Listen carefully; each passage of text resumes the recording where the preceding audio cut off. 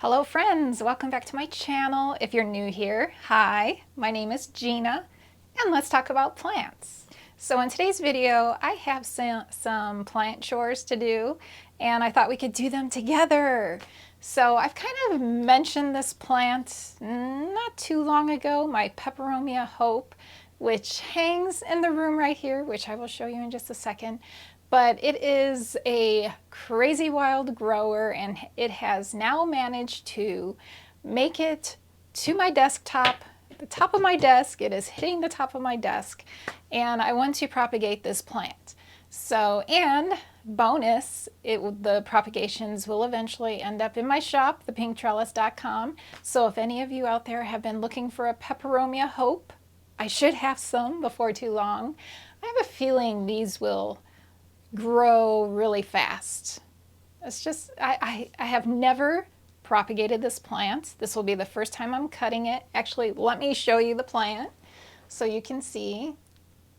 So this is it right here. All of this right here, all the way down, and you can see it is now touching my desk. So before, last time you saw it, it was just to right here to my little pile, my little messy pile here. It was touching the top of the pile. Now it has made its way all the way down. Such a beautiful plant and a fast grower.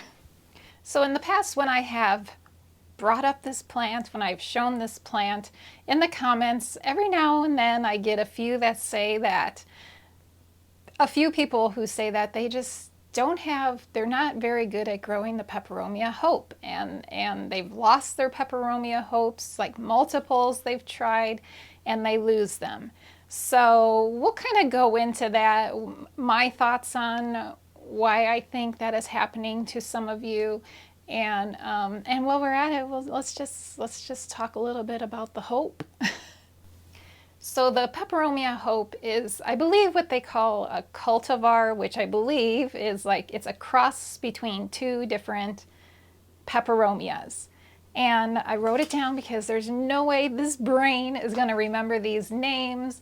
I am not a plant name person whatsoever.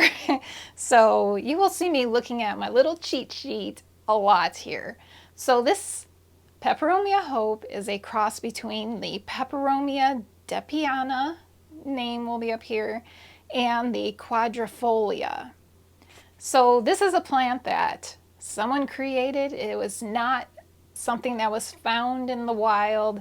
It was created in a laboratory, we'll say. I don't know if it was a laboratory. It was probably someone's basement, or maybe a university. All right, I pulled it down so we can look at it while we learn about this plant. So now this plant, obviously it has a trailing habit, as you can see, but something interesting. Okay, so I think most people grow it as a trailing plant, but I have seen people talk about putting it on a trellis, which me personally, I feel like it's just prettier as a trailing plant. But if you look here, I find this interesting. It has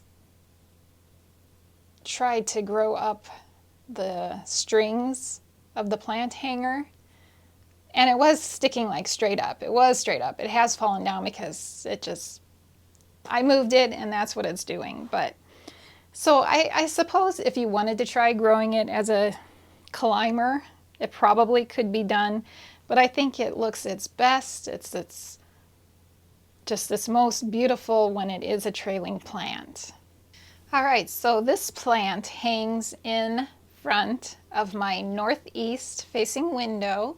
It has been in that spot since the day I got it, which I think was maybe 2-3 years ago that I've been growing it. And as I said before, I have not cut it yet. So this will be the first time I will be cutting it, and it is kind of hard for me to cut it just because, I don't know, when you get plants this big, you just feel so proud of that plant and you don't want to chop it up. But in this case, it is getting in my way on my desk, and I don't want to remove it from this spot because I really like it in this location.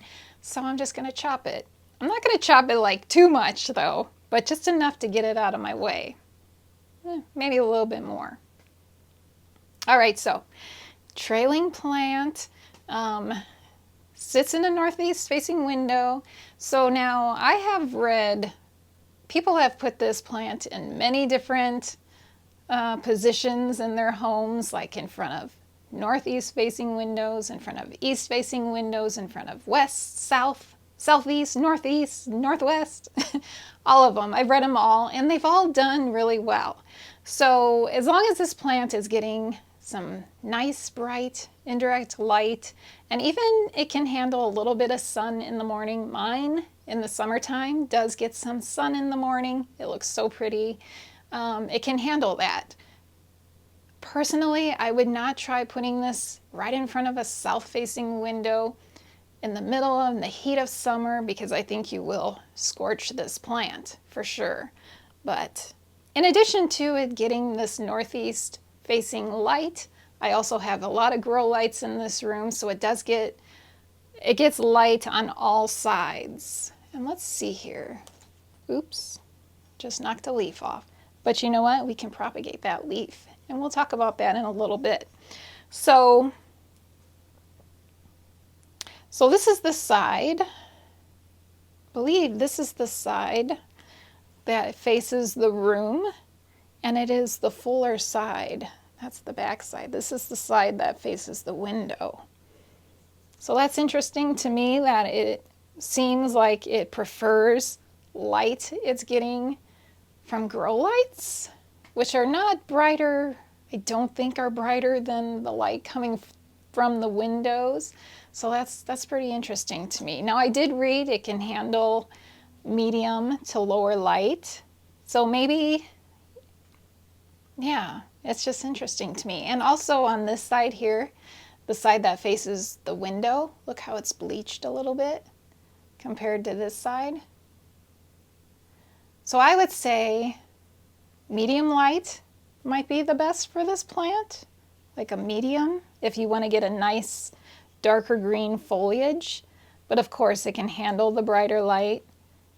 But yeah, I'm keeping mine in front of a northeast facing window with grow lights coming at it from inside the room, and it's working out great for me. So I would say keep this plant in, you don't have to get the brightest location in your house. Experiment with it perhaps.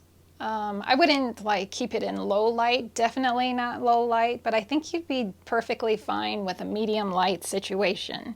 And again, I just find it so fascinating that, and I never even really thought about it because, like I said, I don't take this plant down at all, really, and I really should. It really could use a nice little shower, because I do see a little bit of dust on these leaves. So it definitely could handle a bath, which I'm going to do today. It is down. It's going to be chopped. I'm going to give it a little bath today, and I'll try to be better about that.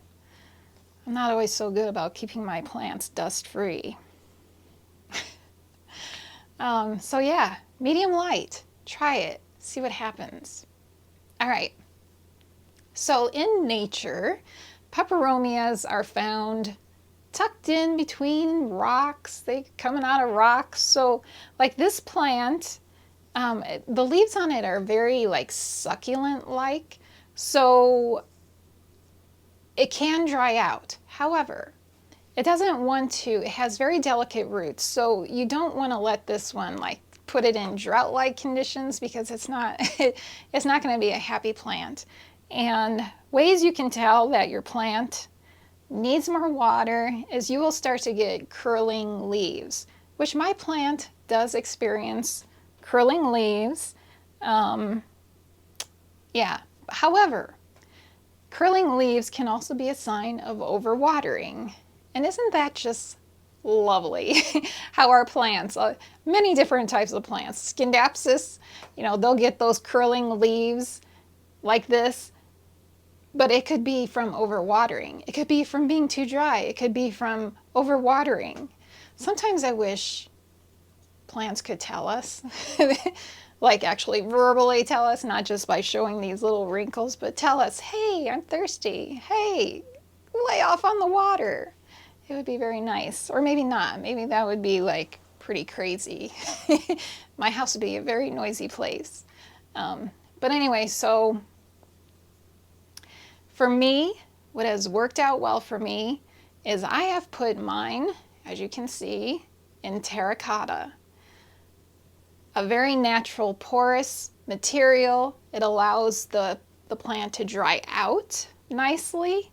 In addition, I also use I use my chunky aroid mix. There's orchid bark in it. There's pumice in it, which is like rocks. I think if you can get it, and charcoal, I think if you can get it like chunky, rocky soil, it maybe will feel like it's at home. But that has worked out well for me. So if you currently have a Peperomia hope and you're having trouble, like you've killed one, or it's not looking so great, most likely it is due to watering, like figuring out that perfect balance. So now I water my plant. I have to water my plant twice a week.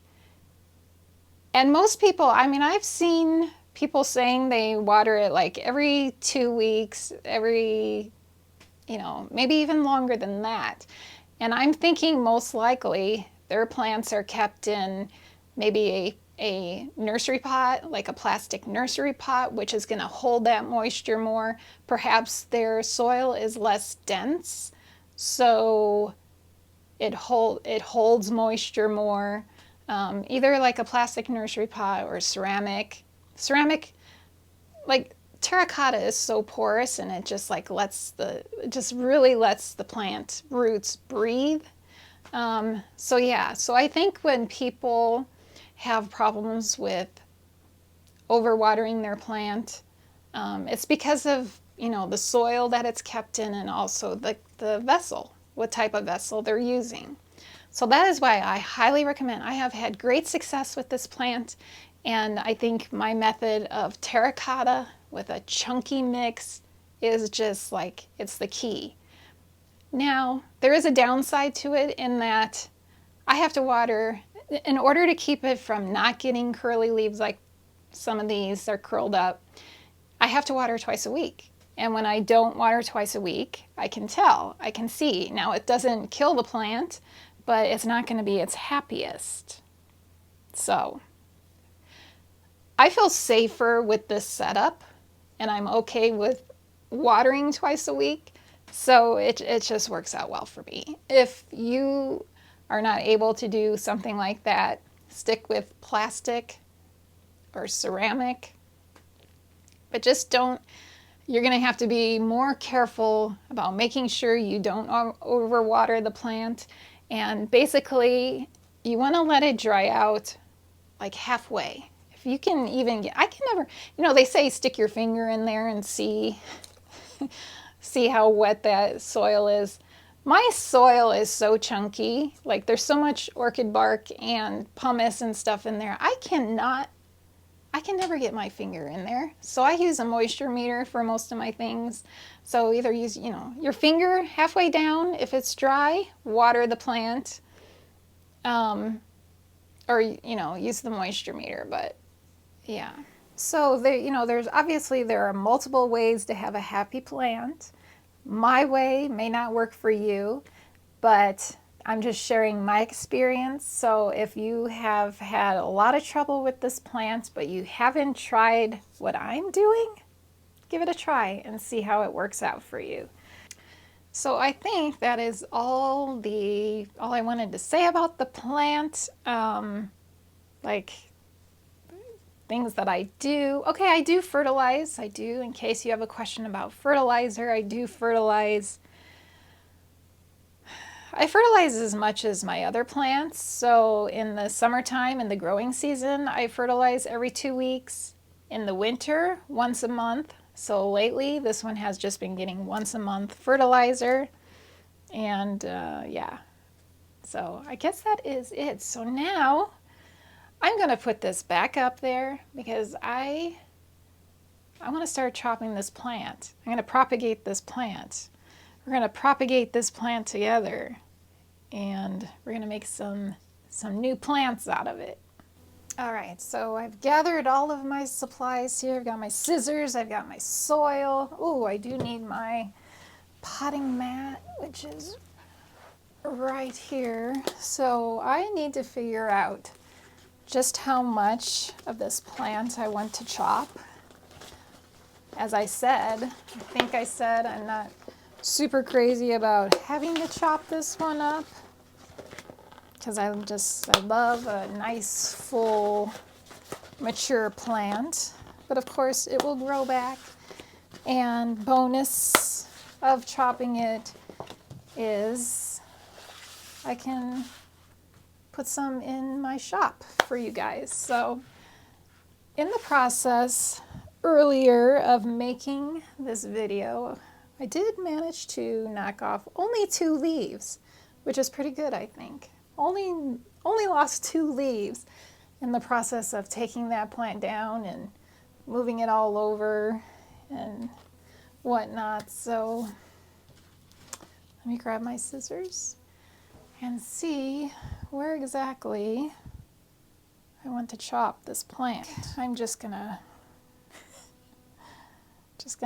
okay, first I'm gonna chop the longest branch here, the longest stem that is actually touching my desk, and I'm gonna chop it right there. So there's our first cut. Pretty long piece. And I'm not sure exactly how many plants I'll make out of this. I did bring several pots here. Let's see, cut right here. There.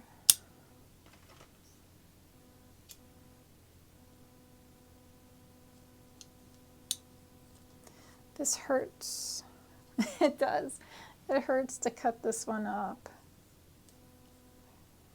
Lost a leaf, but we'll be able to propagate that leaf.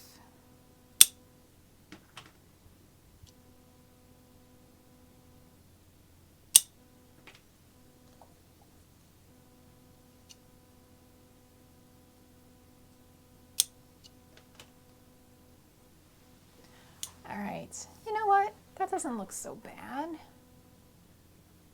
It still looks pretty full. Still looks like a nice majestic plant. And we have all of this here to create some new pots of Peperomia Hope. All right, so now I'm going to break up each of these longer stems into smaller pieces. So when you are propagating your plants, you can propagate in water. You could do sphagnum moss. Personally, I like to do right into soil because it's going right into my grow tent, and the conditions in there are warm and humid, and propagating right into soil just works really well for me. If I did not have the grow tent, I wouldn't do it that way. I would either do water propagating or I would do sphagnum moss. So it's up to you. Either way works. All ways work. All right, so I'm just going to go ahead and start chopping these up into smaller pieces. So you need to know which way to, like when you put them into your pot or into water or whatever you're using to grow roots, you need to make sure that your plant is going to be facing right side up. So this is my cut end. That's where I cut. This is the end you can see there's the growth tip there. So this is up. So I'm going to chop right there, and this is going to go into my medium, my propagating medium, facing this direction, up, Hopefully that makes sense. So there's my first. So now, if you're propagating in water, the longer the stem, the better, because usually your vessels are going to be, you need a longer stem for this piece to fit into the vessel. Does that make sense? But I'm going into soil, so I don't need a very long stem. So I'm going to chop probably like there.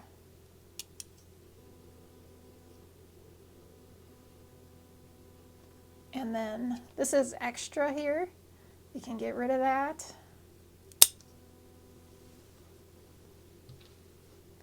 And then we're going to chop here.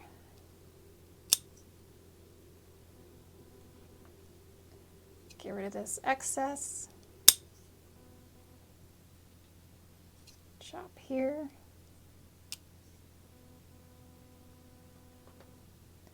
Remove the excess. And chop there. So out of that long stem, we have 1, 2, 3, 4, 5 pieces. And this could be one plant. We'll see. We'll see how full the pot gets with this. Fill in this pot. Should be pretty cute. All right, let's keep going.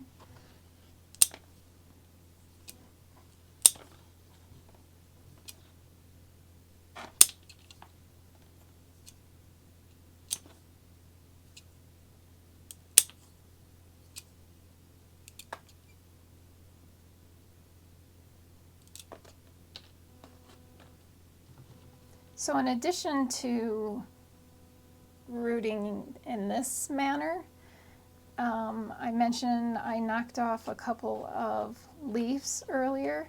You can also grow a new plant just from a leaf.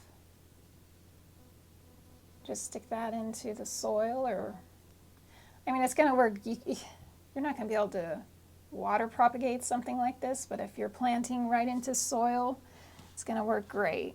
You've got that little bit, see there's still a little bit of stem, that's all you need. And in fact, I think even if you didn't have that little bit of stem there, I think you could still, like this one doesn't have any stem on it, you just stick this end into the soil and it should grow roots, just like the others. This is so exciting. It's my first time, I think I said my first time propagating this plant, so I can't wait to see how successful it is. We're going to be positive and say how successful it will be.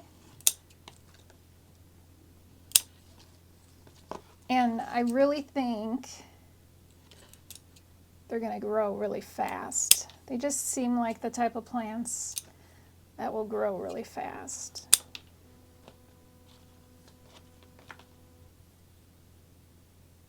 All right, so here I see it's my cut end, and this is the growth tip, the top.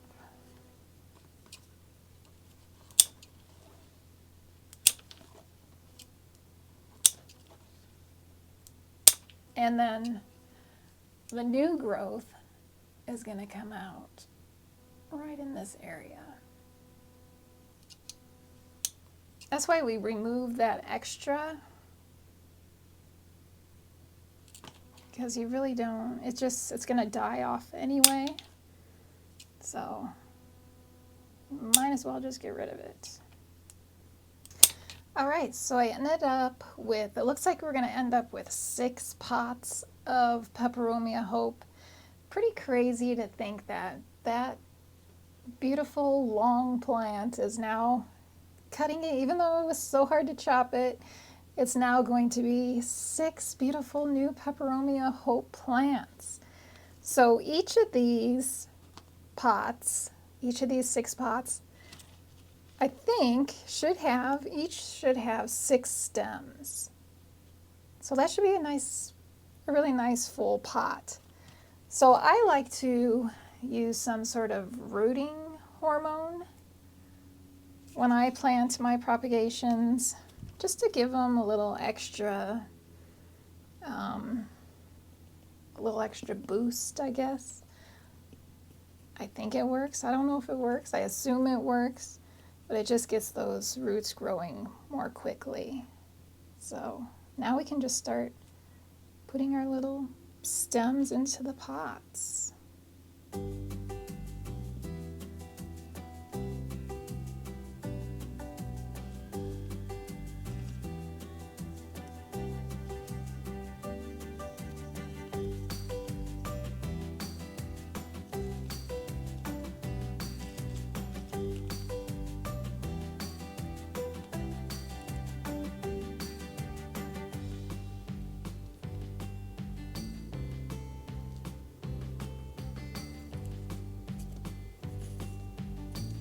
Lost one.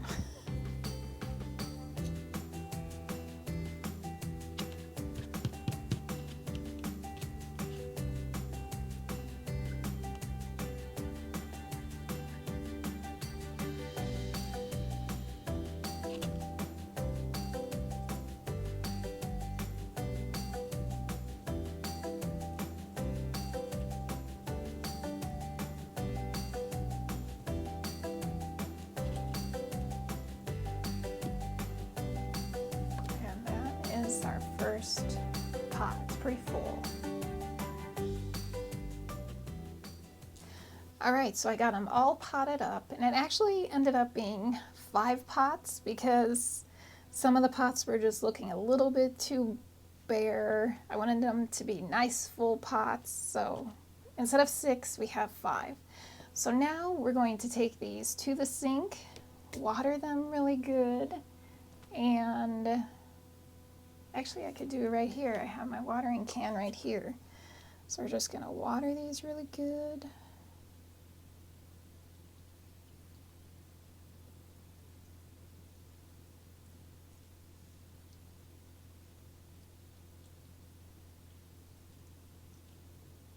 And then we're gonna take them to the grow tent.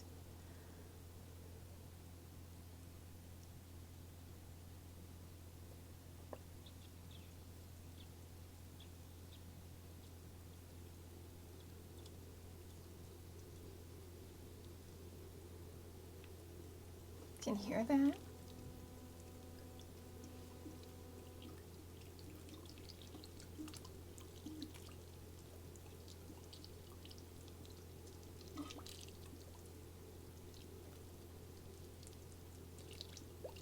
It's like Rice Krispies Snap Crackle Pop, if that picks up.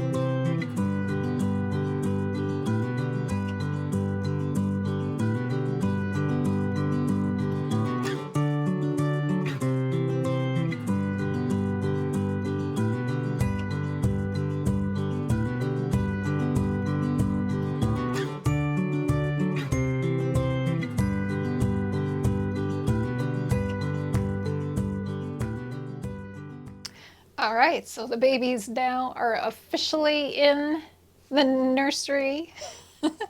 When I put my little propagations into the grow tent, I always call it the nursery. They've gone to the nursery. So, and you got a little sneak peek of, I showed you around a little bit of the grow tent. I do still plan to do a grow tent tour for you guys. We'll go, there's a lot of stuff in there. As you could probably see, there's a lot of plants in there. So I look forward to taking you for a little tour around the grow tent. And perhaps you noticed my anthurium are in there now, and my alocasias. You notice maybe you might have noticed if you're really observant. This looks a little bit different. I'm turning this into my begonia cabinet. Is going to be all begonias in here, doing just a little change, something different. You can see I already have a few. There's some begonias in there. I ordered some shelves for this cabinet, and I can't wait to put it together. So I can't wait to show you guys that too. And I just recently made a purchase with Steve's Leaves for 5 new begonias. So should I do an unboxing of those begonias? Would you guys be interested in seeing that unboxing? Let me know in the comments. If so, I will do that. And I'm super excited. I'm really excited about this, redoing it. So I guess that's it. But before we go, I thought we could play What's Your Favorite? Since we missed it in the last video. We didn't do it in the last video. So the first one, there's 2 plants. In case you don't know, I show you 2 plants, tell you a little bit about them, and you tell me which one is your favorite. Let me know in the comments which of these is your favorite. So since we're just talking so much about this, we're going to do Peperomia Hope. And you know all about, if you watch the video, you know all about the Peperomia Hope. Peperomia Hope. A whole video dedicated to this plant. I thought I'd make this a little bit spicy. We're gonna give it a tough one. A tough competitor.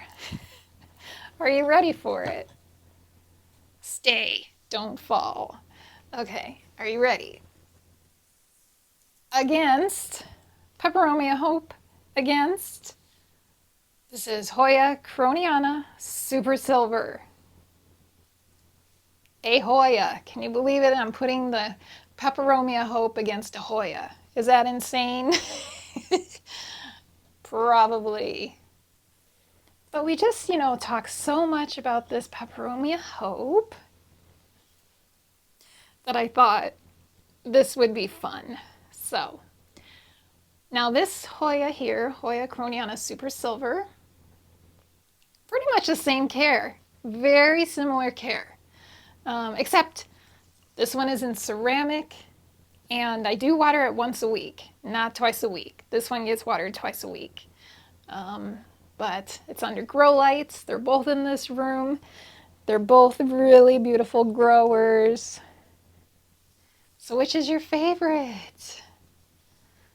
The beautiful Peperomia Hope or the beautiful croniana Super Silver? Let me know in the comments. So that's going to be it for this video. I hope you enjoyed seeing my Peperomia Hope and learning a little bit about this Peperomia Hope. And we will revisit those little babies in the grow tent, probably when I do my grow tent tour next. Then you will see the babies, and we'll see if there's any little roots growing or new growth coming out the top. That should be exciting. Not sure exactly when I'm going to do that grow tent tour, but they'll be coming up probably within a month, I would say. So yeah, I guess that's it. Thank you so much for watching. I'll see you in the next video. Don't forget to vote. Vote Hoya versus Peperomia. See you in the next video. Bye.